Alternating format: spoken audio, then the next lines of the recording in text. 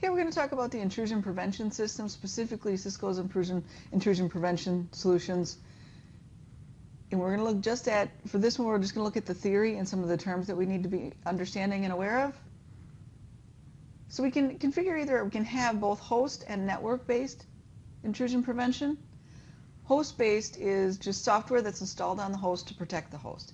That software will watch what's happening on the host for any sort of abnormal activities, such as starting processes, registry changes, executables. Host-based, the upside of host-based is going to protect that operating system, and it can actually examine or protect, it can protect your operating system, your desktop, and it can examine or look at encrypted traffic, while a network-based can't. The downside of a host-based is that it doesn't have a whole view of your network. It can't build a map of what's happening on the network. So that's what we'd use our network-based for, so that we can pay attention to the attacks or the activity that's happening on the network. A network-based is installed within the network infrastructure either as a standalone device or as a module in another device. With Cisco, IPS can be implemented on an integrated service router, an ASA firewall, an added module to a 6500, a standalone device, or a virtual next generation firewall. So these are some of our options here. We can write in the iOS IPS the software itself, excuse me, in our G2s. We can configure that. We can add a module, an AIM or an NME for our ISR. We can add a card to our ASA. We can add a blade to a 6500 series right within the ASA itself. Remember the adaptive security appliance. ASAs with firepower services will run our IPS. And then again, our standalone devices, which are currently our 4100, 7000, 8000, 9000, and our virtual next-gen firewall. We have two modes we can run in, promiscuous or inline. In promiscuous mode, the traffic doesn't flow through the device itself. So if I'm running an IDS or an IPS in promiscuous mode, IDS is promiscuous, sorry. An IPS, if I'm running it in promiscuous mode, the traffic doesn't flow through the device. A copy of the traffic is sent to the device. The advantages of this is when we have a lot of malicious traffic, or when we have a lot of traffic coming through, or if the device fails for some reason, there's no network impact. The flow of my traffic doesn't slow because it doesn't have to go through the device, and if anything happens to the device itself, my network's not going to notice it. The disadvantages, or the problem, is that it can't stop the packet in line, and it makes it a little more vulnerable. Remember, a packet is already through by the time it gets copied to our promiscuous mode IPS or IDS. So by itself, it can't really stop the traffic. It can't stop the malicious traffic.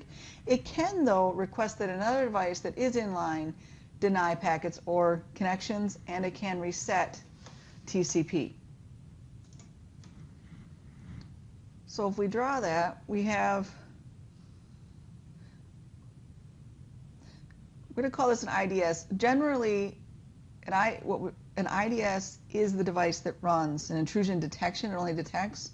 It runs in promiscuous mode. It doesn't run inline in the network. You can run an IPS in promiscuous mode. So we'd say an IDS or an IPS running in promiscuous mode, right? And it's connected to our switch, and some traffic is going to be coming through our computers, our hosts, right? They want to communicate with each other. When that traffic comes through, a copy of that traffic can also be then sent to our IDS. We're going to use SPAN to do that. So we'll use the SPAN protocol or remote SPAN in order to copy the traffic to our device that's in promiscuous mode. Okay. Now with inline mode, the traffic will flow right through the device. Right? So our IPS in inline mode, I don't know, maybe we got a router here, right? Traffic's coming from our cloud. Our host A is out here trying to come into host B in here. Well, that's a terrible B. I don't know, it just made my B worse. There we go, sort of. As he sends the traffic in, it has to go through our IPS. Okay, the advantage of that is that now I can stop and or modify the packets inline right while they're happening. I'm not waiting for a copy of that to get to me. and then say, oh no, we have a problem, send an alert. Okay, I'm not waiting for that first packet. And I'm not saying that running in promiscuous mode is necessarily bad. You have to pick your reasons for doing that. But the advantages of running inline is that I can stop the bad traffic or the malicious traffic as it is occurring. Okay, or I can modify questionable traffic as it's occurring. Now the disadvantages, of course, is that now I'm increasing my latency, right? Because I'm looking at this traffic as it's coming through. I'm examining it, not I am, my IPS is. It's being examined as it comes through, which is going to increase the latency. And then depending on you, if you fail open or fail closed, the device itself failing may impact my traffic flow. So we have our advantages, disadvantages. Again, it's just a decision you have to make, right? So what does my IPS needs to do? It needs to be able to detect bad traffic, and it needs to send some sort of a message or an alarm that says, hey, this is bad traffic and it needs to do something about it, right? So the first thing is we're going to detect bad traffic. And we have what I would really consider 4 ways, but I guess technically there's 5 ways of detecting bad traffic: pattern-based, anomaly-based, policy-based, reputation-based, or honeypot-based. And you'd probably use honeypot most likely in non-production environments, but I could be wrong. We have not seen enough of them. So pattern-based looks for a pattern and compares it to a known signature. Okay. Also referred to as signature-based, and that's what we'll do. You download, we'll learn more about signatures here, but then what you will do is download a signature package that has all these signatures in it that will match some sort of a pattern when malicious traffic comes through. So pattern-based looks for a pattern, compares it to known signatures. The downfall of that is we have to know about the attack. So a pattern-based detection system can't detect unknown. So the 0-day unknown attack, my signature package isn't going to know about, and so my signatures aren't going to fire on that malicious traffic. Anomaly-based will detect what's outside normal operation. So the issue there is that first you've got to define, you have to figure out how to define what is normal for your network. But it is used to detect, we can use it to detect worms in our network. And so once we've discovered our baseline, then we start noticing, that's a little different. So that is a bonus to anomaly-based. And then policy-based is you'll define what activity is suspicious based upon your historical analysis. The thing about policy-based is that now we can detect unknown attacks. Okay, so with pattern-based, we need to know about the attack, and we use signatures. Pretty easy to configure, pretty easy to use, and we can always download and update, and signatures are continuously, but it can't detect unknown attacks. Anomaly-based decides what's normal and then does something, or sends an alarm when it realizes that the pattern is outside of the normal. You get so many TCP connections in 30 seconds normally. Well, when it's outside that norm, we do something about it. The thing about that is now the anomaly-based will notice worm traffic in your network because it will be outside of the norm. Policy-based then allows you to define what activity is suspicious based upon your analysis. And that I can use to actually detect unknown attacks. I don't have to already know about them. It may say that is outside of our analysis or outside the policy that we've defined. It does require you to define a policy. We have reputation-based, which makes a decision based upon reputation, such as known bad URLs, bad address blocks, etc. Information is collected from systems all over the globe. You can know about attacks that are currently propagating on the planet in real time. Cisco runs a global correlation service called, I think it used to be sender-based, but it's Talos now. So I'm going to pull that window over. So this is just a picture, and you could go here yourself. I put the link in there. TalosIntelligence.com. I think it used to be called sender-based. I think it's actually somewhere in here. But then it has information about vulnerabilities that are currently occurring. Here's some spam, and it gives me an IP address, a host name, the last day volume, and the email type. We can go to Reputation Center, and we can actually download a blacklist. Those are things those are like known bad Well, I'll show you. They're known bad IP addresses. This is a blacklist. Okay, you can download the blacklist and you can use that. You can add to the blacklist things that you know as being bad. And if something you think is not coming through that should be, and it's getting tagged by the blacklist, you could actually, create a whitelist. That would be a good thing. But you have all kinds of information here. It's a pretty cool site if you haven't ever been there, but just things to be paying attention to. So Cisco's Advanced Malware Protection Solution has a whole list of things happening. Email and web traffic reputation, that was called Sender Base.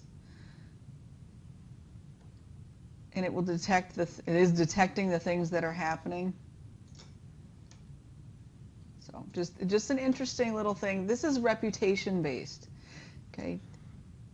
So if we go back,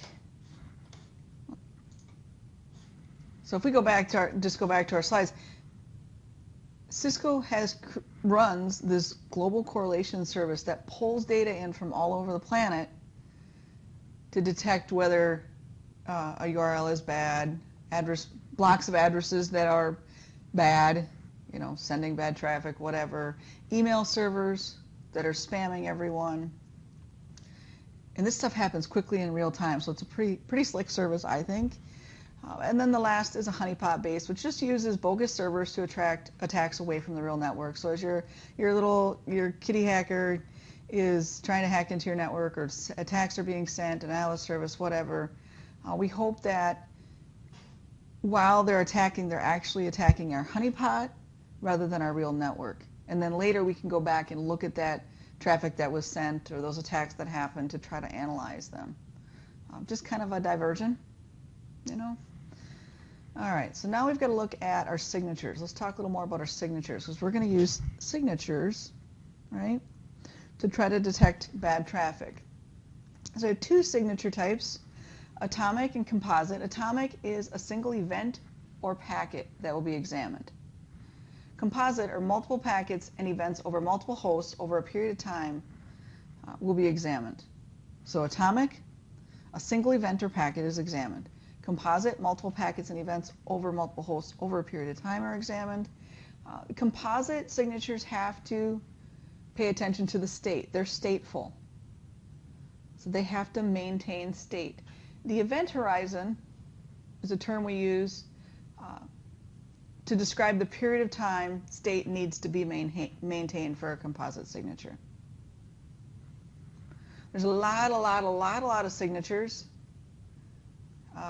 So in order to make scanning signatures faster, they've been grouped together into commonalities. So we have 5 major signature micro engines, right? So 5 major types. It's atomic, which examines packets. For example, the signature atomic.ip provides IP alarms. Atomic.ip options provides IP options alarms, so options about IP alarms are sent. Service microengines is the category of signatures that will examine services, right? Like FTP. Okay, so we'd have a service.ftp signature. String uses pattern-based, so it looks at the string and uses regular expressions with those patterns. Multi-string is a little more flexible pattern matching, and it can also use TrendLab's signature list. So outside of just using the specific Cisco, we have flexible pattern matching, and we can use TrendLab signatures, and then it's just other various signatures that haven't been defined in the previous 4. It'll just handle miscellaneous signatures. And if you go to the product and you go to product IPS, they'll actually have a signature section that will describe all the signatures that could be in a file. And then we have some sort of alarm type. Right, so we have our signature, and it's looking for a certain pattern. So we have our signature type. And we have in our alarms, or what's going to trigger the signature, make the signature fire, and then we have our actions. Okay. So we have let's go back. Let's go back. So in our signature micro engine, if we see something, let's say we're using atomic.ip, if something matches that particular signature, then we can produce an alarm. So then we go into our alarm types. So what happens? We have false positive, false negatives, true positives, and true negatives. So a false positive is when normal traffic triggers an alarm. So the traffic is benign, it's fine, but an alarm is still triggered. A false negative is when attack traffic doesn't trigger an alarm. So that's when we have malicious traffic and our system doesn't let us know about it. This one is probably the worst, right? Because we've got something, we put that IPS in place for purpose, and now we've got bad traffic, but our system's not letting us know about it. We want to tune our signatures until we don't get either of these, right? Because they're false, right? They're not true. We don't want those happening, but if I'm stuck with one of them happening, this is the one I certainly don't want happening, right? If I get a false positive, it's like, okay, so I have benign traffic, it's not hurting anything, it produces an alarm. Is it annoying? Yes. Do I want to tune it so it stops doing that? Yes. But what's worse for my network is if I have a false negative and my attack traffic doesn't, actual attack traffic isn't producing an alarm, isn't letting me know, holy cow, something's happening, and then no actions are being taken, right? Then my IPS isn't taking any action. And then we have our good ones down here. We have our true positive and our true negative. A true positive is when attack traffic triggers an alarm. That's what it's supposed to do, right? We have our signature, and we have our types, and we have our trigger, or what's going to fire our signature, let us know, and then let us know. When something bad is happening, let us know. That's a true positive. Attack traffic triggers an alarm. A true negative is when normal traffic doesn't trigger an alarm. This is how we want it to always behave. These things may happen sometimes, but we want to tune our system so that these things stop happening. And we want to make sure that we get true positive and true negatives in our system. So then our signatures can take actions. What are those actions? Well, we have alert, log, deny, reset, connection, or block. Now, I apologize for this ahead of time. This is a long list that actually originates in Cisco IPS white papers. And I know that sometimes those aren't our favorite things to read, so I apologize ahead of time, and I probably should have just sent you a link to the white paper that will include even more than what I have here, but these are the overreaching ones. So we have alert, log, deny, reset, connection, and block. We also have, when we send alerts, we have atomic and summary alerts. An atomic alert generates, or is generated every time a signature fires. So every time a packet comes through, and every time, even if it's the same signature, every time that signature fires, an atomic alert is generated. A summary alert will generate an alert on the first packet, right, that triggers that signature, but then after that, the same signature from the same address or port, when it's triggered multiple times, then within a particular time period, number of occurrences within a particular time period, then an alert will be sent. Okay, so for an atomic alert, we send an alert every single time that signature fires. For a summary alert, we'll send an alert the first time, right, the signature is matched, or we'll generate that alert. And then after that, for the same signature from the same address or port, rather than alerting it every time, it's just going to alert it after a particular number of occurrences in a period of time. So let me go specifically into our alerts. We have two types of alerts. We have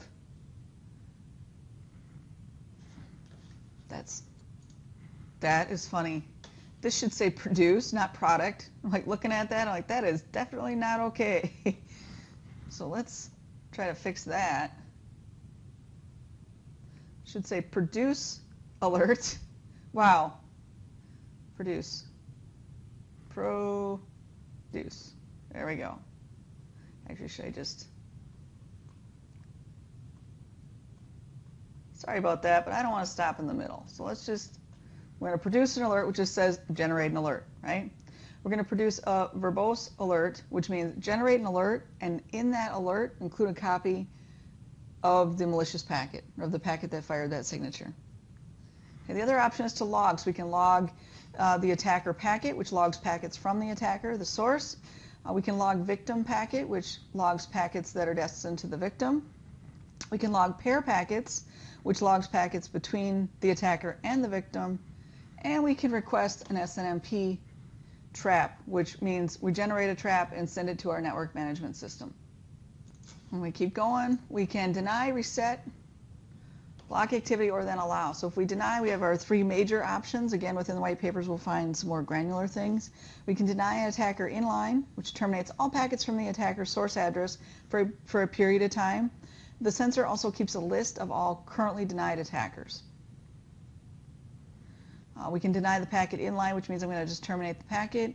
We can deny the connection inline, which terminates all packets in the flow. We can reset a connection by using the reset TCP connection. It just sends a TCP reset to end the flow. Well, the IPS can send block requests. It can request to block a connection, so it'll send a request to another device on the network that can block the connection, or it can block a host, and then it will send a request to another device on the network to block the attacker itself. So maybe the IPS can call on a router or an ASA in your network to block a particular connection. We can do that through ACLs or VLAN ACLs, and then it can also send a request to block the attacker. Or lastly, we can allow the activity, and we do that just to create exceptions. So that allows you to be much more strict and granular with your network, and then you can allow just a few exceptions here or there. So, and lastly, I try not to make videos too long. The last theory portion we want to look at is management and monitoring. So we can have multiple IPS, and we likely should in a large environment. In a small environment, maybe you only have one. But in larger, medium to larger environments, we want to have multiple IPS systems throughout their network, throughout our infrastructure, and we can either manage them individually or centrally. If we only have one or two, maybe we want to manage and configure them individually. And obviously, if we have a bunch of them, we want to have them centrally managed. Cisco offers a few GUIs for that. They have the Firepower Management Center, which is a whole box, the Firepower Manager, Cisco IPS Manager Express, and the Cisco Security Manager. I know the IPS Manager Express can manage up to 10 devices, so in a medium, small network. The Firepower Management System, the number of sensors that can be managed depends upon the model. Currently, with the current model is available, you can manage up to 750 sensors. Events can be sent to a manager using syslog protocol, SNMP, or SDEE. SDEE is Secure Device Event Exchange. It's a protocol that was created and used to send events from a security device, and this would be the most secure method. It does require that our device has HTTP or TTPS enabled on it, and then it can go ahead and send those events, or send events from the device to wherever we're managing and monitoring it. So I just went to Cisco's website, and I thought I would just give you a visual. I was talking about the Cisco Firepower Management Center, and I talked about the different models. And so we have our 1000 or 2500 or 4500, which has up to 750 sensors that it can manage, or they can also do a virtual Firepower Management Center, and it can manage up to 25 sensors. So just a way of monitoring and managing the systems. Like I said, we also have the IPS Manager Express, Security Manager, and then the protocol, the most secure protocol that we could use to do that, to send those alerts and events to send those events, would be the Secure Device Event Exchange. But it does require, it's the most secure method, but it does require the configuration of HTTPS. And I think that's it for the theory of this one, the IPS, understanding the IPS and some of its terms. And later, maybe in another video later, we'll look at configuring the iOS IPS.